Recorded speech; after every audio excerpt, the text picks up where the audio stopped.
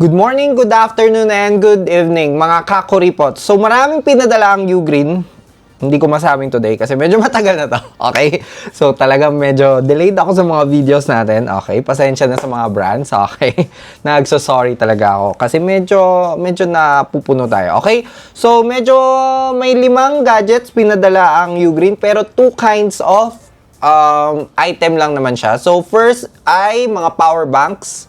Second ay mga hubs. Hindi ko talaga alam kung paano ko gagawa ng video tong mga to kasi hindi naman ako ganun ka nagre-review talaga ng mga hubs at saka power banks. Pero itatry ko na rin naman i-explain sa inyo yung mga features niya at simulan natin sa hubs dahil mas madali to. May 2 hubs na pinadala, isang 5-in-1, isang 10-in-1. So, itong mga hubs bagay na bagay sa mga laptop users kasi yung first port na meron sila ay 100 watt PD charging. So, power delivery. So, not so sure lang kasi nakita ko parang 100 watts ang input mo pero pag yung papunta na sa laptop is nasa around 80 watts na lang ata or 85 watts.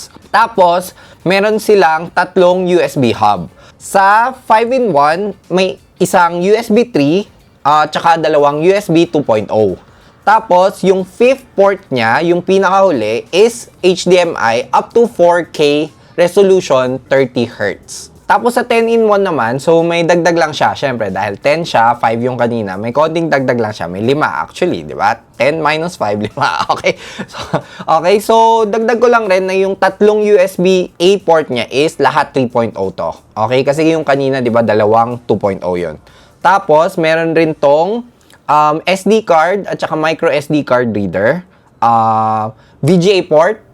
May nag-VGA port pa ba ngayon? 1080p up to 60 Hz. Okay. RJ45 na for internet, LAN cable na up to 1 gigabits per second. At saka 3.5mm jack para sa output ng audio. Okay. So, yun na ata yun. Yun na yun. Actually, very handy to kasi bihira na may mga card reader ngayon, di ba? Yung mga SD card reader. For me, wala ako nun. So, sakto, di ba? So, dagdag ko na lang rin na maganda yung build quality nila. Para siyang bakal. Feel ko bakal to. Medyo may bigat rin siya. So, yun lang talaga yung mga masasabi ko. Kasi yun nga, hindi ako marunong mag-review ng mga ganito. So, more on featuring lang to. Pinapakilala ko lang sa inyo na may ganitong mga gadgets tayo. So, next, sunod na natin yung mga power bank. Okay. Ayan. So, may mga power banks din silang pinadala. 3. Okay. So, meron isang 100 watt na 12,000 mAh, 130 watts na 20k mAh, at saka lastly, 145 watts na 25,000 mAh. Mas ginagamit ko lang yung yung 130 watts 20k mAh dahil may informative na screen siya. Ayan, may screen siya. So, mas ito yung ginamit ko talaga. Yung other 2, meron rin naman mga screen pero ano lang siya, percentage lang ng remaining battery ng mga Okay, ayan. So, mas marami kasing ganap dito. So, ito yung ginamit ko talaga. So, dinala ko tong 20k mAh nga, tulad ng sinabi ko, sa outing. Okay? So, iniisip ko, ito na lang dalhin, imbis na wall charger. Kasi yung wall charger ko, hanggang 65 watts lang. Ito, times 2, 130 watts. Diba? Mas malakas pa ngayon ang power bank kaysa sa wall chargers ko. Okay? Pero kasi yun nga, medyo matagal ko na yun, charger. Yun. Pero yun nga, hindi ko na kailangan bumili ulit ng wall charger if ever na gusto ko na mas malakas na wattage. Meron ng mga power banks ngayon. So, ayun. So, sa outing, pinang-charge ko siya ng DJI Pocket 3 ko.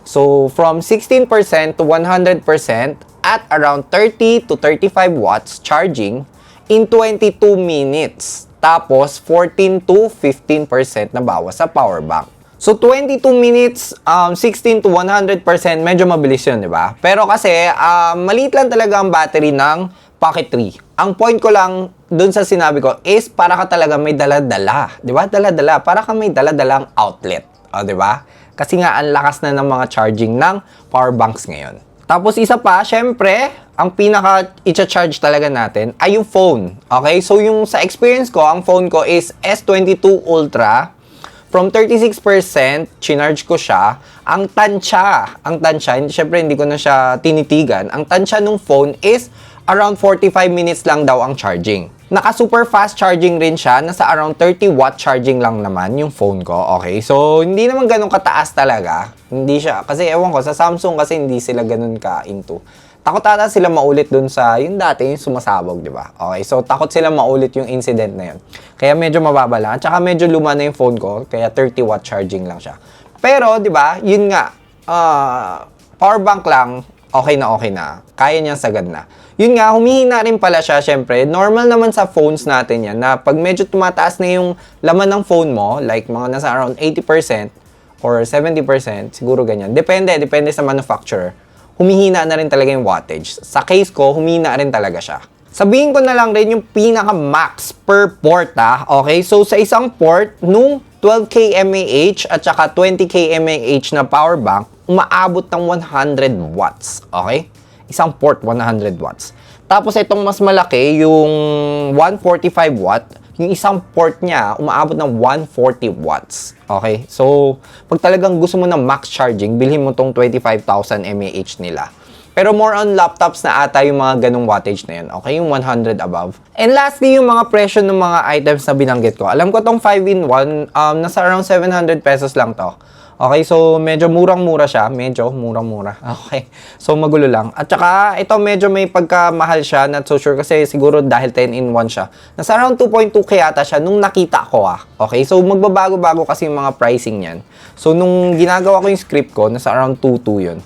Tapos pagdating naman sa power banks, itong 12,000 mAh, nasa around 2,000 pesos. Umaabot ng 3,200 pesos ata tong 145 watt na 25,000 mAh. So, check out the links down below na lang. Check out the links down below. Okay, check out the description na lang down below. Okay, nandyan naman lahat. Pinost ko yung mga items. Okay? So, thank you again to Ugreen for sending these items. Like this video na lang kung nakatulong ako sa pag-shopping nyo. And consider subscribing na lang to support the channel. So, sige na. Let's do this again next time. Bye-bye!